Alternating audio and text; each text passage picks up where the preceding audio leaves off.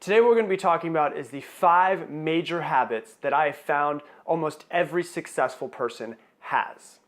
Now, the first one, which I think is probably the most important, but for some reason I find that almost every single successful person does this. And Tim Ferriss, in his new book, talks about that he's interviewed hundreds and hundreds of millionaires and billionaires and influencers and some of the most successful people in the world.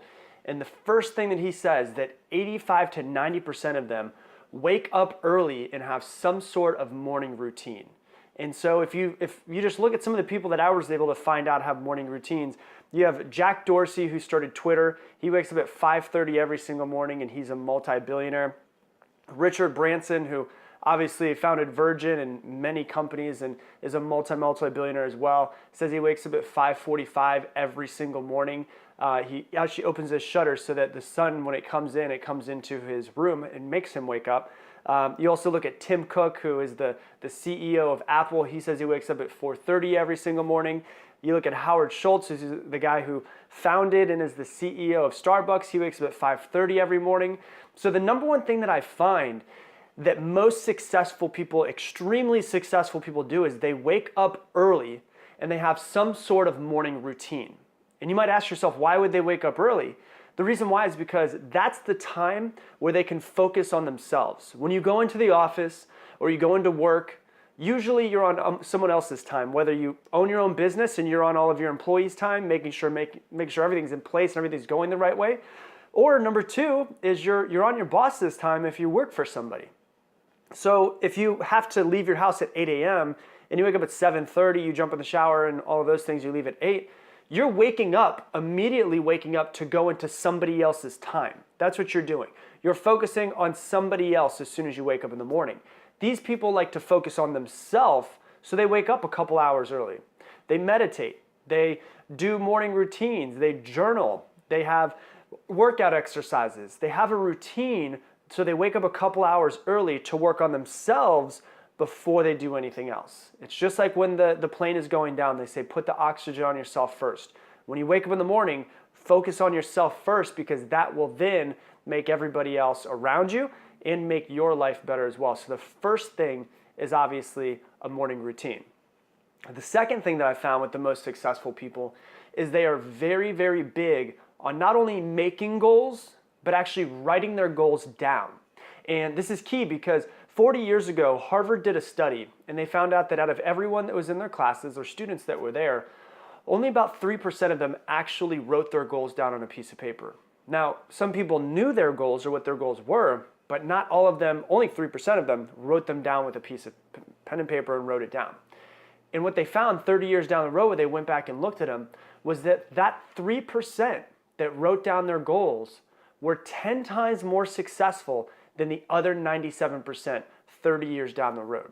So if you could take a page out of their book, for some reason, writing down your goals makes it seem real in your brain. It makes you clarify exactly what you want.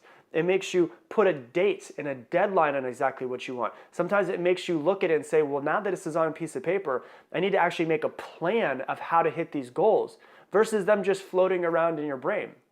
So if you have goals or New Year's resolutions that you're working on, don't just let them float around in your brain. Put them on a piece of paper. Put a deadline to it. Put a goal down on the piece of paper and figure out when you're going to do it, the plan of what you have to do to get there, how you're going to get there. All of those things are important. So the most successful people write it down on a piece of paper, because when it's in your brain, it's just kind of floating around in your brain. But when it's on a piece of paper, it is physical and it is now something that is real and exists in the world. So the second thing they do is they write down all of their goals.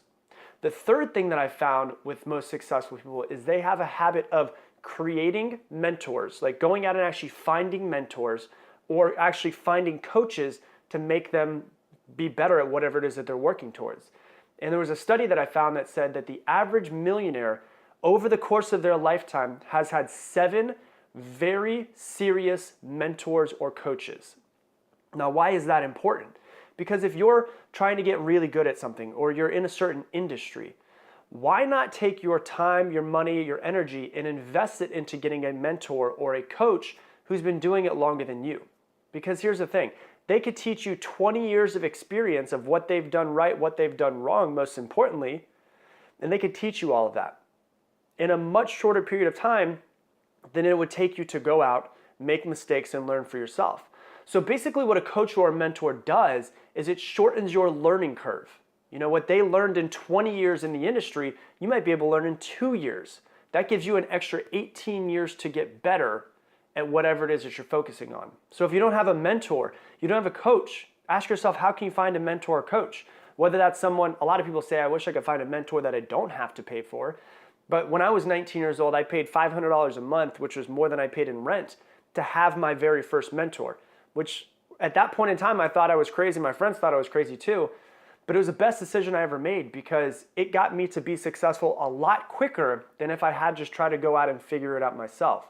And when you pay to have a mentor versus just having a friend who is a mentor, but when you have a paid mentor, they actually, because of the fact they're accepting your money, they actually feel some sort of responsibility for your success. So they're more likely to help you along the way of success and go out of their way to help you be more successful as well. So the third thing that I found for the most successful people in the world is that they always have mentors and coaches. The fourth thing that I found as far as a habit is positive self-talk. They believe in themselves. They have self-confidence. And I want to tell you this, nobody's born with self-confidence. Confidence is something that you pick up along the way to success. But what they seem to realize is that they believe in themselves, and when they believe in themselves, they're much more likely to get there. And the way that I like to think about it is this. My favorite analogy dealing with the way that we think in our minds has to do with a garden. So the analogy is, think of your mind as a garden, and you are the only person that can tend to this garden. Nobody else can. It's impossible to go out and plant strawberry seeds in that garden and expect that somehow you're going to grow tomatoes. It's impossible. You can't put strawberry seeds in the ground and get tomatoes. Just like you can't plant negative thoughts or talk to yourself negatively in your head and expect that you're just going to have positive life or a positive outcome or a positive attitude, right? You have to learn that because let's be honest, most of us are really, really harsh on ourselves. We would never talk to somebody that we love the way that we talk to ourselves in our own heads. That should not be the case though. So when you start to notice yourself talking down to yourself, you need to immediately stop it and replace that thought with something positive. Because at this point in time, if you've been talking down to yourself for a while, it's somewhat of a habit. And the only way to actually break a habit is to stop it as soon as you get into the middle of it. As soon as it starts, you try to stop it as quickly as possible. And what you have to realize is you can't always control your first thought at this point because that's your automatic thought. But you can always control your second thought. So that's something that you need to concentrate on, is to have positive self-talk, to make yourself believe in yourself more than anything else. And the fifth thing that I found for the most successful people in the world is that they read often. The average CEO reads 60 books per year. 60. And we're talking about CEOs. These are people who are already at the top of companies. Read 60 books per year. That's more than one per week. And so if you look back at the past year, how many books have you read this year? If you want to be successful, don't you think you should just take a page out of a successful person's book and follow these 5 steps and go, all right, well, if they read 60 books in a year, maybe I could read once a month. And then maybe after you start going once a month, maybe you decide I could probably do once a week or twice a month, whatever it might be.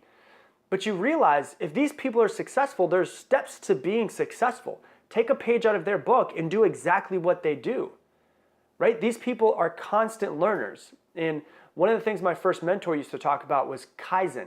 It's a Japanese word for constant, never-ending improvement. We should all be on this journey of Kaizen, of constantly never-ending improvement, trying to improve every single day.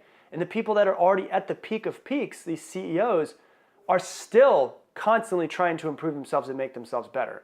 So don't you think that we should if we're not where we want to be at this point? So once again, those are the 5 things. Number 1 is they wake up early. Number 2 is that they write down their goals and they make them physical. Number 3 is that they have mentors and coaches. Number 4, positive self-talk. They believe in themselves. They have confidence. They figure out what's going on in their brain and they make sure they wire it the way that they want to with positivity. And the 5th thing is that they read very often. So if you like this episode, please do me a favor. Please give it a thumbs up, give it a like. If you have any comments, please type them down below. And I have new episodes that come out every Monday, Wednesday, and Friday. So if you want to see more, go ahead and click the subscribe button as well. But I appreciate you, and I'll talk to you soon.